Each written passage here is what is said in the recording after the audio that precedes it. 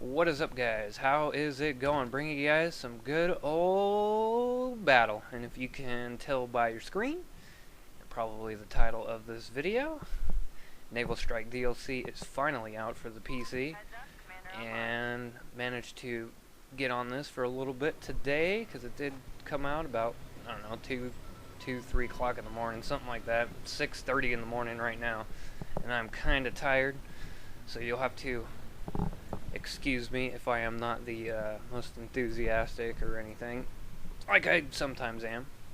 But bringing you guys a flawless gameplay up in the boat seems fitting, since it's Naval Strike anyways, and doing it up in the attack boat. And just real quick for my setup, just in case anyone's curious, using the, oh god, I forget the name of it, the heavy cannon, the big gun, TV missiles, active protection.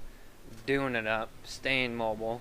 Got kind of lucky this gameplay and managed to have some guy repairing my boat while I was going on my little journey in Rapin on the Lost Island map, and which obviously is a part of the Naval Strike DLC, and playing some good old Carry Assault. And I'm enjoying this DLC a lot. Like, it's pretty good. I'm not gonna lie. I was having a lot of fun, especially like right here. This gameplay kind of sealed the deal for me, and this moment right here, it was just all sorts of madness going on, and right here, I probably should have died, but thankfully, since the latest patch, they actually made it so active protection actually works a lot of the times now, and which definitely saved my ass right there. And right here, the guy repairing helped me out a lot, although I probably would have been fine anyways if I didn't have a dude repairing right there, but it definitely does help out. Not a must in the boat, though, for sure. It's not like the the scout helicopters or anything like that, but Naval Strike DLC, my thoughts about it, and there's a few things that I think that could definitely make this DLC better. Well, specifically talking about carrier assault mode. I haven't dabbled in Conquest or Rush or anything like that. Pretty much just only played carrier assault. And I actually managed to beach the boat right here. But thanks to one of the recent patches, if you're unaware, you could actually knife the watercraft off, land, which a very nice teammate actually ends up doing right now. And I've actually never seen this happen while I was in the boat, or I don't really beach the boats too much. I'm pretty good with that. And pro tip, if you don't want to beach your boats, get used to driving with the mini map while you're shooting at people. While you're shooting at people, just glance at the mini map. It's faster than turning your gun around to look forward and seeing what you're doing. Right there when I beached it, kind of got a little bit distracted. And again, not familiar with the maps or anything like that. I think this was like the second or third time I played on this map. And pretty much for the most part, I just stay mobile. Except for when I'm capping flags. But even then, I kind of try to, at least move back and forth. Not make it extremely easy to get hit. But, it works out pretty good. Ended up having a really good time this gameplay. And doing it up. But I'm really liking Carrier Assault, and I only have a few minor complaints about it. The first one, which I noticed right away, is the AC-130. AC-130 is a little ridiculous on these maps. I'm not sure if the AC-130 is also in Conquest. I'm going to assume that it is, but since there's no jets or anything like that, AC-130s can tend to stay in the air quite a while, and if you're unfortunate to get on a team that does not have a commander and is able to deploy your AC-130 and the other team does, you are at a great disadvantage. And that kind of comes back to my whole problems with commander in general with this game. It's more of an annoyance than help. I mean, don't get me wrong, sometimes it helps me. I think it actually helps me during this gameplay when I'm capturing this flag right here at some point during the gameplay. commander ends up popping a UAV, and that helped me out for the most part.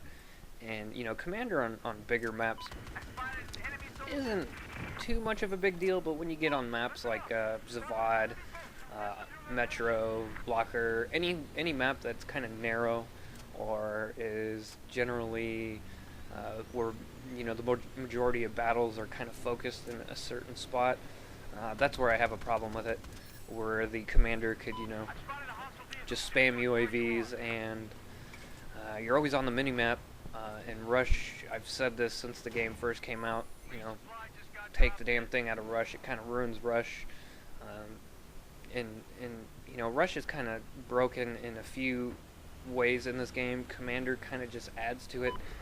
Like, for instance, in one of the reasons which made Rush in Bad Company 2, at least for me, playable, because Rush has always been kind of frustrating for me, but in Bad Company 2, you can, the spawns were, or the dead zones in which you could go when you're attacking, were much larger in that game, and you could actually, you know, get your flank on, come up behind them, and take out, you know, the defenders and plant the bombs, and then, you know, defend the bombs until they blow up and, you know, take the base and whatnot. In this game, it's a little bit difficult to do that because it seems like the out-of-bounds zone is, for the most part, you know, right at the edge, you know, maybe 10 feet.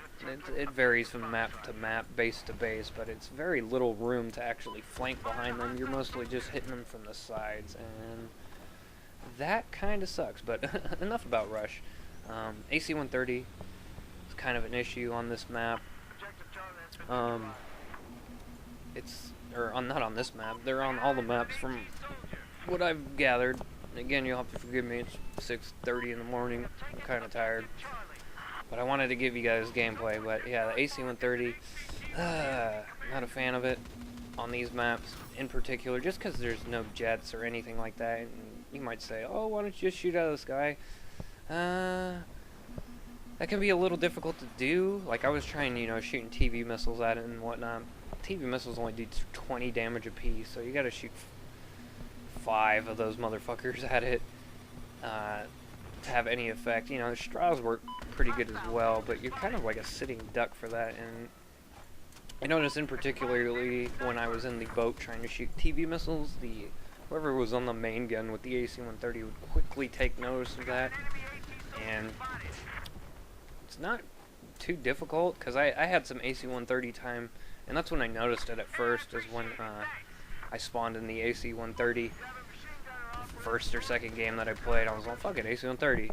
And I was in it for a good half the game, like 10 minutes, something like that, and we did not get shot at like once. I think a boat, like the gunners, tried to shoot at me, and I quickly took notice, shot him with the main cannon, and then if you hit the boat, you know, it disables it, or mobility hits it, pretty much a sitting duck, and you could easily get your follow-up shots. But even then, when they're not in the mobility hit, it's pretty easy to predict the movements of the boats on these maps, especially if they're boating it up through, like on this map in particular, they have to go through these small channels of water and whatnot, so it's pretty easy to predict their movement. It's not like when they're out in the middle of the water and they could go basically 360 degrees in any direction. That is sadly not the case on these maps, because, you know, at least if you play like I do and get in the middle of things and, you know, actually try to help your team out with capturing objectives. Because for the most part, that's what I do this whole gameplay, is just go around and capturing objectives. But enough about the AC-130. You know, I don't know what they could do with it. I guess remove it and put in the cruise missile. I think that would be a much better option. But it is what it is. What are we gonna do? And I haven't really touched on, like, you know, the delaying reasons for this. I mean, everything worked out pretty smoothly for me, for the most part. A little bit laggy. I was getting shot up a little bit around corners and stuff like that. But hey, I was playing at 3, 4, 5, 6 o'clock in the morning. Kind of be expected when I was playing with, you know, such high ping players. A lot of players over 100 ping, stuff like that. So that type of shit does not help out. and whatnot. So kind of wasn't really doing the infantry game. I was kind of just doing the vehicle game because connection is not nearly as important when you're in a vehicle. So another pro tip for you guys: struggling in the game with lag. Um, hop in a vehicle, you usually do a lot better because lag's not as nearly as important. You don't really got to worry about getting shot up around corners or anything like that. I mean, I guess you could technically get hit by a rocket around the corner, but you're usually not moving that fast to begin with for that to really take effect. I don't think. I don't really have a problem with that. But carrier assault as itself. Excluding the AC-130, the other biggest problem that I have with it is the parachute spawns over the enemy carrier. That is one thing that I definitely was worried about before this came out, and it's a problem, in my opinion.